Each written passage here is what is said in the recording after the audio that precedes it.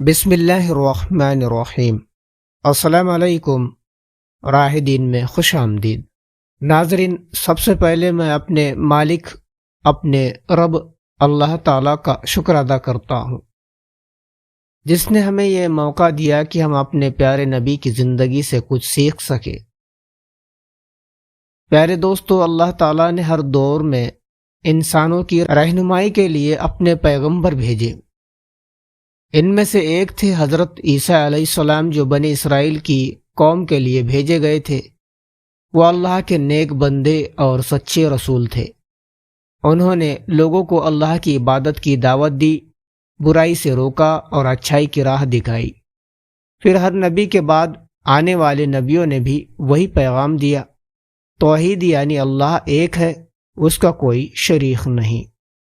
یہ سلسلہ آخر میں مکمل ہوا ہمارے پیارے نبی حضرت محمد مصطفیٰ صلی اللہ علیہ وسلم پر، جو سارے جہاں کے لیے رحمت بن کر آئے۔ ان کی زندگی انسانیت کے لیے ایک مکمل نمونہ ہے۔ انہوں نے سکھایا کہ کس طرح صبر، رحم، انصاف اور محبت سے زندگی گزاری جائے۔ تو ناظرین، بڑھتے ہیں واقعے کی طرف۔ دینوں اور ملتوں کی تاریخ گواہ ہے کہ حضرت عیسیٰ علیہ السلام کے ظاہر ہونے پر لگ بھگ 6 صدیاں بیت چکی ہے، اور دنیا خدا کے پیغمبروں کی معرفت حاصل کی ہوئی حق کی سچائی کو بھول چکی ہے۔ تمام انسانی دنیا خدا پرستی کے بجائے مظاہر پرستی میں پڑی ہوئی ہے، اور ہر ملک میں انسان سے لے کر پیڑ پودے تک کی پرستش پر فخر کرنے کی چیز بنی ہوئی ہے۔ کوئی انسان کو اوتار کہہ رہا ہے، خدا کہہ رہا ہے، تو کوئی خدا کا بیٹا ایک مادہ پرست ہے، تو دوسرا خود اپنی آتما کو ہی خدا سمجھ رہا ہے۔ سورج کی پوجا ہے، چاند اور تاروں کی پوجا ہے، جانوروں، پیڑوں اور پتھروں کی عبادت ہے، آگ، پانی، ہوا، مٹی کے سامنے کھڑے ہو کر مانگا جا رہا ہے۔ غرض کائنات کی ہر چیز پوجا کے لائق ہے، اور نہیں ہے تو ذات واحد پوجا کے قابل نہیں ہے، اور نہ اس کے ایک ہونے کا خیال کی خالص ہے، اور نہ اس کے ہر چیز سے بے نیاز ہونے کا۔ اس کو اگر مانا جانا بھی ہے تو دوسروں کی عبادت اور پرستش کے ذریعے۔ وہ اگر پیدا کرنے والا ہے تو دوسروں کے واسطے اور ضرورت کے ساتھ مادہ، روح اور ترکیب سبھی باتوں کا محتاج ہے۔ وہ اگر تمام چیزوں کا مالک ہے بھی تو انسان، جانور، پیڑ، پتھر کے بلبوتے پر غرض ساری دنیا میں اصل کارمائی مظاہر، ظاہری چیزوں کی تھی، اور حق کی ذات صرف نام کے لیے حقیقت سے آنکھیں چرائی جا رہی تھی، مگر مجاز کے ساتھ عشق کا ذوق ذات حق سے بعد میں تھا، مگر ظاہر سے قربت حق کی شہادت کا سرمایہ سے بیگانہ پن، مگر مخلوق کی عبادت کا عام چلن تھا۔ اور ہر طرف ہم ان کو نہیں پوچھتے، مگر اس لیے تاکہ وہ خدا کی طرف ہماری قربت کا ذریعہ بن جائے۔ مظاہرہ نظر آتا تھا۔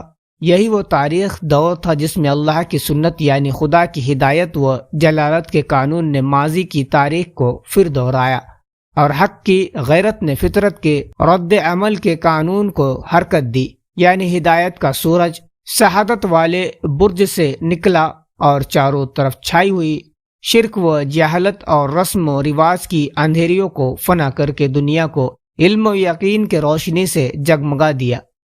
ربیع الاول کے مطابق 20 اپریل 571 صبح و صبح شہادت تھی، جو تمدون سے محروم بن خیدی کے سرزمین مکہ کے ایک معزز قبیلے کے قریش وانی ہاشم میں عبداللہ بن عبد المطلب کے یہاں، یعنی آمنہ بنت وہب کے یہاں آفتاب رسالت محمد صلی اللہ علیہ وسلم پیدا ہوئے۔ اے اللہ، وہ صبح کتنی شہادتوں والی تھی جس نے کائنات کو رشد و ہدایت کے نکلنے کی جاندار خبر دی، اور وہ گھڑی کتنی مبارک تھی جو دنیا کے لیے خوشخبری کا پیغام لائی۔ دنیا کا ذرہ ذرہ زبان حال سے وہ نغمے گا رہا تھا کہ وقت آ پہنچا ہے کہ اب دنیا میں بدبختی دور ہو اور خوشبختی سے دنیا بھر جائے۔ شرک و کفر کا پردہ چاک ہو جائے، ہدایت کا سورج روشن اور چمکے، مظاہر پرستی باطل ٹھہرے اور ایک خدا کی توحید زندگی کا مقصد قرار پائے۔ دنیا تو کیا، ملک، قبیلہ اور خاندان کو بھی یہ علم نہ تھا کہ دنیا کے تمام دھرم جس سورج کے نکلنے کے انتظار میں ہے وہ اس غیر معذب سرزمین اور عبد المطلب کے گھرانے سے نکلے گا، کہ اس کی غیر معذب سرزمین اور اس کی پیدائش کو خاص اہمیت دیتے اور ولادت کی تاریخ کو اپنے سینے میں محفوظ رکھتے، مگر جس پیدا کرنے والے نے اس کو مقدس ہستی بنانے کا فیصلہ کیا، اسی نے اسے ایک معجزہ اور تاریخی نشان بھی ظاہر کر دیا، اور وہ ہاتھی والوں کا واقعہ تھا۔ اعتبار کرنے کے لائق اور مستند روایت گواہ ہے کہ نبی اکرم صلی اللہ علیہ وسلم کی ولادت اس واقعے کے کچھ مہینے بعد ہوئی۔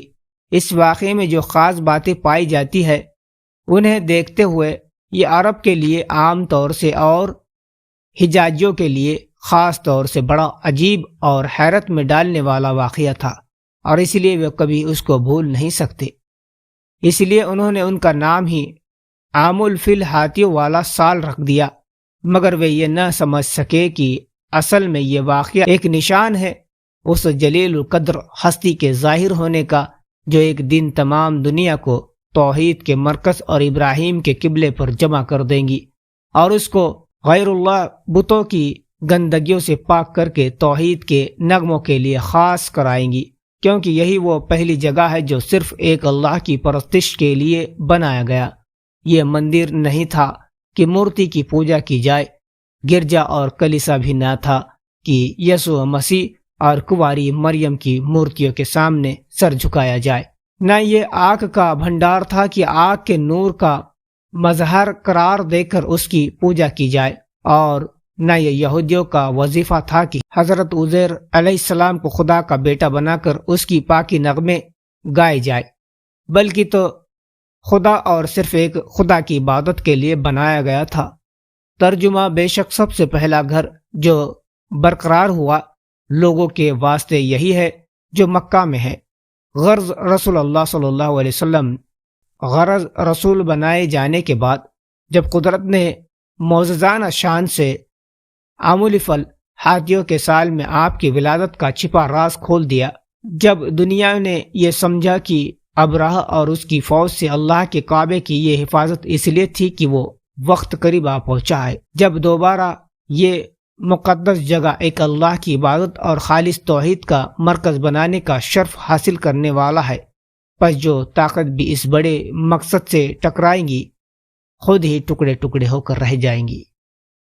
ابرہہ عیسائی تھا اور عرب کے لوگ قریش مشرک، پھر کون کہہ سکتا ہے کہ ابرہہ اور اس کی فوج کی بربادی قریش کی مدد اور حمایت کے لیے تھی؟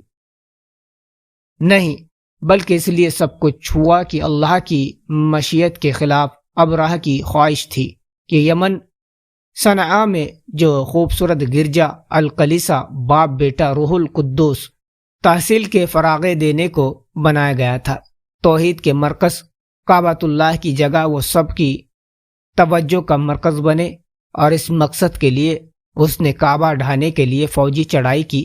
ادھر قریش یعنی سارا عرب اس کا مقابلہ نہیں کر سکتا تھا۔ ابرہہ وقت کے تمام جنگی ہتھیاروں اور ساز و سامان کا مالک، اور قریش ان سب سے بالکل محروم، تب غیرت حق حرکت میں آئی، اور دنیا نے دیکھا کہ دنیا کی طاقت کے گھمنڈ پر اللہ کی مشیت سے ٹکرانے والا خود ہی فنا کے گھاٹ اتر گیا، اور توحید کا مرکز کعبہ خدائی حفاظت کے سائے میں اسی طرح قائم رہا۔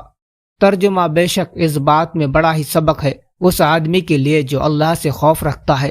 قرآن سے سورہ فیل میں اسی حقیقت کو معجزانہ ڈھنگ سے نقل کیا ہے، جس کا ترجمہ ہے: اے پیغمبر، کیا تجھے نہیں معلوم کہ تیرے پالن ہار نے ہاتھیوں کے ساتھ کیا معاملہ کیا؟ کیا ان کے فریب کو ناکام نہیں بنا دیا اور ان پر فوج در فوج پرندے نہیں بھیج دیے؟ وہ پرندے ان پر کنکڑیاں پھینکتے تھے، پھر خدا نے ان ہاتھیوں والوں کو کھائے ہوئے بھوس کی طرح کر دیا۔ بہرحال عام الفیل نبی اکرم صلی اللہ علیہ وسلم کی ولادت و شہادت کا سال ہے۔ یہ واقعہ آپ کے ظہور قدسی کا سب سے بڑا قریبی نشان ہے، اور یہ حقیقت اس آدمی پر اچھی طرح صاف ہے۔ ترجمہ: جس کے پاس حق قبول کرنے والا دل ہے، یا وہ حاضر دماغی کے ساتھ ایک بات کی اور کان لگائے ہوئے ہے۔ تاریخ و سیرت لکھنے والے تمام بڑے لوگوں کا 3 باتوں پر اتفاق ہے کہ ایک یہ کہ ولادت کا سال ام الفیل ہاتھیوں والا سال تھا، لیکن سیرت اور تاریخ کے ماہر اس بارے میں الگ الگ رائے رکھتے ہیں کہ ربیع الاول کی کون سی تاریخ تھی۔ عام لوگوں میں تو مشہور قول یہ ہے کہ 12 ربیع الاول تھی، اور کچھ کمزور روایتیں اس کے پیچھے ہے، اور اکثر علماء 8 ربیع الاول کہتے ہیں، لیکن صحیح اور مسند قول یہ ہے کہ 9 ربیع الاول پیدائش کی تاریخ ہے، اور تاریخ و حدیث کے بڑے علماء اور دین کے جلیل القدر امام اس تاریخ کو صحیح اور اثبت مانتے ہیں۔ چنانچہ حمیدی عقیل یونس بن یزید ابن عبداللہ ابن حجم محمد بن موسیٰ خارزمی ابو الخطاب بن واہیہ ابن تیم ابن قیم ابن قصیر ابن حجر عسقلانی شیخ بدر الدین عینی جیسے بڑے علماء کی یہی رائے ہے۔ محمود پاشا فلکی نے جو قسطن دنیا کا مشہور بھگول شاستری گوجرا ہے، تیسروں کے مطابق جو جائز اس غرض سے تیار کیا تھا کہ محمد صلی اللہ علیہ وسلم کے زمانے سے اپنے زمانے تک کے سورج گرہن اور چاند گرہن کا صحیح حساب معلوم کر کے پوری خوج کے ساتھ یہ ثابت کرے کہ آپ کی خلافت کی کسی حساب سے بھی دوشاب کا دن 12 ربیع الاول سن کو نہیں آتا ہے۔ اسی لیے روایتوں کی طاقت اور ان کے صحیح وغیرہ ہونے کے حساب سے اور سورج اور تاروں کے حساب سے مسند تاریخ کی 8 ربیع الاول ہے۔ اصحاب فیل کے واقعے کے کتنے عرصے بعد پیدائش ہوئی؟ کئی قولوں میں مشہور قول یہ ہے کہ 50 دن بعد آپ کی پیدائش ہوئی۔ تو دوستو، حضرت عیسیٰ علیہ السلام سے لے کر آخری نبی حضرت محمد صلی اللہ علیہ وسلم تک سب نے ایک ہی بات سکھائی، لا الہ الا اللہ، یعنی اللہ کے سوا کوئی معبود نہیں۔ ہر نبی کی زندگی ہمیں یہی سبق دیتی ہے، ہم اللہ کی راہ پر چلے، انسانیت کی خدمت کرے اور برائی سے بچے۔ ہمارے پیارے رسول صلی اللہ علیہ وسلم نے اپنی پوری زندگی اسلام کے پیغام کو عام کرنے میں لگا دی، محبت، امن اور بھائی چارے کا پیغام۔ آؤ ہم سب بھی یہ عہد کریں کہ ہم بھی اپنے نبی کی سیرت پر عمل کریں اور اپنی زندگی کو اسی راہ پر چلانے کی کوشش کریں گے جس راہ پر ہمارے پیارے نبی صلی اللہ علیہ وسلم چلے۔